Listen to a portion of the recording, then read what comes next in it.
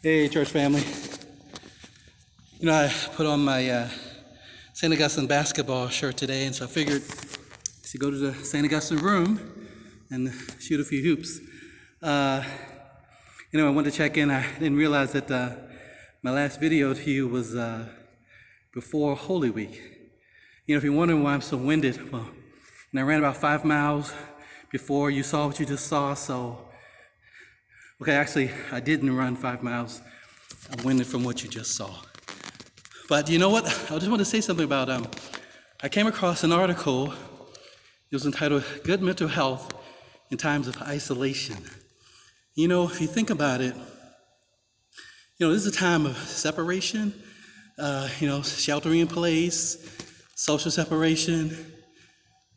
But the challenge really is not to let separation become isolation. Separation, sometimes you can't help it. You don't have control over it. Isolation, not good. The scripture says it's not good for man to be alone. Doesn't mean you have to be married. Doesn't mean you have to have a big family. But the key is that we're social beings and we're meant to be connected. And so remember, for us, church isn't just a building, clearly. It's also not just something we do. Church is something that we are, community. And so I just want to, I'll send around that article. I'll make it available either through the website or just so you can have access to it. I have some good pointers. A couple of them, I sort of, in my own version of that. If you think about it, the greatest punishment, let's say in a prison, is what we call solitary confinement. It's not a physical punishment, but it's a mental punishment. It really does have a really detrimental effect on us. So, I realized after maybe the first 2 weeks of this time of being separated from when masses were suspended, I realized that, I was frustrated, I was distracted. I said, this doesn't feel right. And I realized, I've been basically in the house. I've been on the Zoom, Zooming and conference calling and preparing homilies and hadn't really talked to my family a whole lot or friends. I thought, you know what, I need to start doing that. Or getting out and exercising.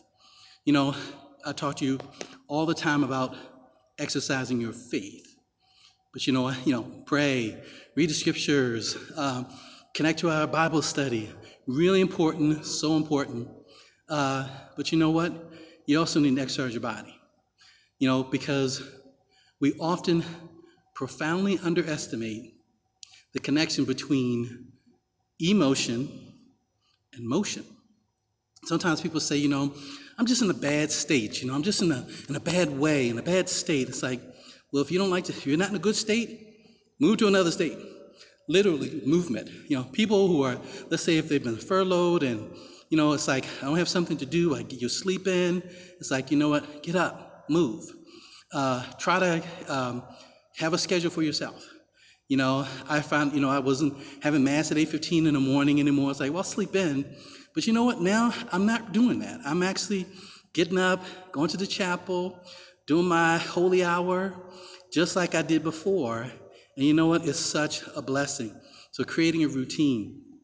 So yeah, we exercise, exercise your body. The idea of, again, just movement. It really affects your emotion will affect your emotions.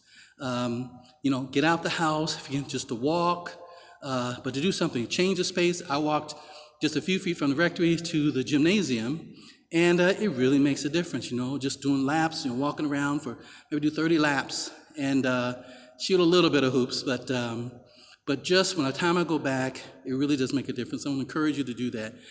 Exercise your mind, whether it's through reading. Besides reading scripture, you may be reading a good book. Our school, our children are doing have a book club. And the book they're reading is To Kill a Mockingbird, by Harper Lee. Well, that I've read that book years ago, but it's great. I said, they want me in their club, so I'm starting to read that too. Another thing I'll say is, it's that exercise your body, exercise your faith, exercise your mind, exercise also your connections. You have them, but they don't mean anything unless you connect. And so, I realized that I've been, connected with my siblings in a way more often than I would have in the past. I called up, remember Father Steve used to be here a couple years ago, and, we had a great conversation, and I tell you, it was a blessing for both of us. So again, let's continue to connect with each other. I pray for each other. I'm praying for you every single day. I hope you're praying for me as well. And let's stay in touch and continue to celebrate the fact that Jesus is risen. Truly, he is risen. Now, you want to see me dunk? No? Okay. God bless.